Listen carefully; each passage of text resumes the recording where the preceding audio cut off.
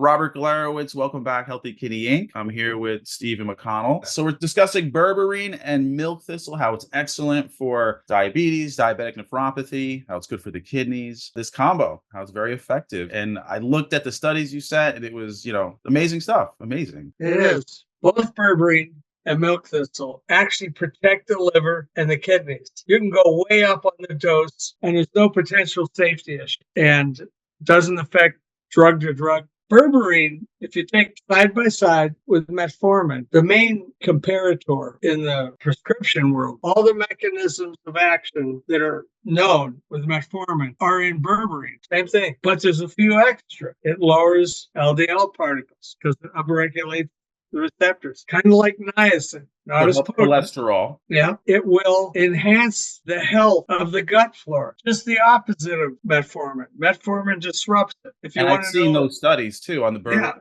Yeah, it's interesting. They showed acarbose, which is a glucosidase inhibitor. I think much like metformin, what part of the mechanism that benefits diabetes or prediabetes is it won't let as much glucose, simple sugars, be absorbed into the body. So they stay in the lumen. That's not a great idea because now the gut flora gets screwed up. There's bugs that are opportunistic, whether they're good or not, and they compete with the healthy gut flora. In fact, the gut flora is healthier on berberine than beforehand, which is kind of cool. So no safety issues. As far as benefits, certain disorders like kidney disease, they upregulate, which you don't want. That's why statins don't work. That's one reason why statins don't work in kidney disease, particularly late stage. But berberine enhances, we believe, the reduction, the downregulation of the NP1L1 receptor. NIEMAN dash PICK, Niemann-Pick. Now, what does milk thistle do? Well, it modulates P-glycoprotein. Turns out the active ingredient is phosphatidylcholine, which is also known as lecithin. And lecithin comes from the Greek word lektos, lactose, which means egg yolk in Greek. I tell people, don't be afraid of egg. Most of it's protein. And the yolk, God put it there so the chick has food until it hatches. And how could it be dangerous? Well, it's cholesterol. Not really. It's phosphatidylcholine. That we know, that's disproven. I know, but it's still out there. So a lot of people I see think eggs are going to raise their cholesterol. No, they actually lower negative endpoints. They did a giant study. The people eating eggs had lower heart disease rates, like the controversy on fish oil. God made it. Very unlikely it's bad. Very likely it's beneficial. Much more significant with berberine. It's natural, so you're not going to get a tiny little pill. Berberine has a dozen mechanisms. So you got to take 3-4 capsules a day, but it's no big deal. Would you recommend an extract preferred over a powdered herb or...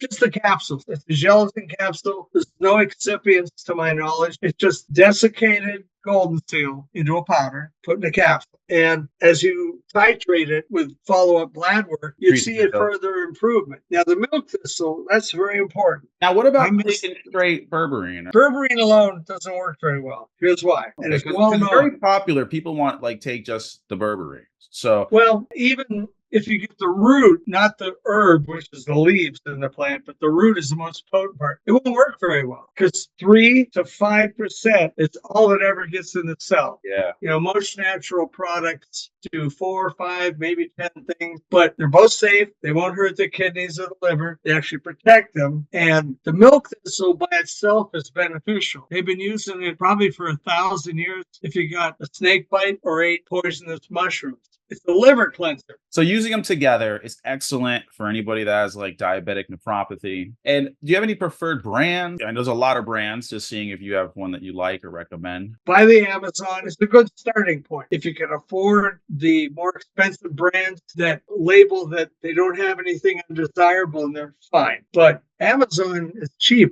So you're going to recommend it to someone. You recommend Golden Seal root, right? Or Golden Seal. Right. And they're usually labeled that way. But if you're not buying it from a bottler manufacturer that likes to use the technical term, it'll be called Golden Seal root. But I buy Golden Seal, and it doesn't say anything else, but you read it, the herb form. Really inexpensive. With a little milk thistle, about the same performance. And I do 1,200 at lunch. That's 400 milligram capsules. For the Golden Seal. And I do 4 at dinner because I'll be 70 next year. I'm overweight. Carbohydrates are the opioids of the masses.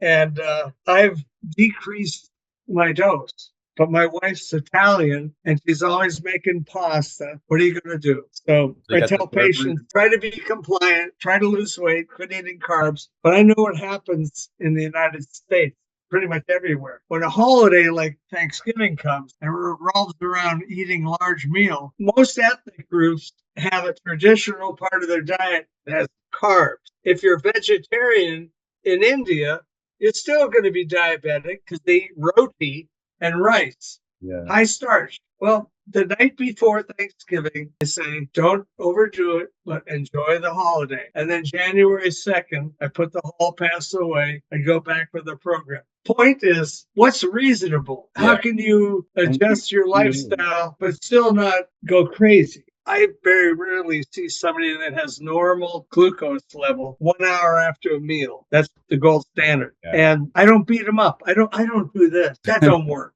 It exactly doesn't work. I try to build their confidence up. Explain to them that these are bad things on your lab work, or you inherited, whatever. Do your best with the lifestyle, but they have to take the supplement. That's almost a direct quote from William Castelli, who ran the Framingham trial. He says, the guideline writers are wrong. He goes, if they actually managed patients every day, they would know this. He goes, I try to see how much mileage I can get, but they have to take the drugs. Well, I got to take it. Supplements are drugs. Just God made them. So they're probably pretty good or most often superior, inexpensive, safe, no side effects. Niacin's an exception, but you want the benefit of the niacin? Be an adult. Don't be a big baby.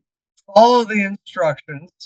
Let me know if you're having problems, but stay with the program. 2 weeks in, no big deal. You're taking niacin. Mm-hmm. How big of a deal was it? It really wasn't. Once that's usual. That's typical.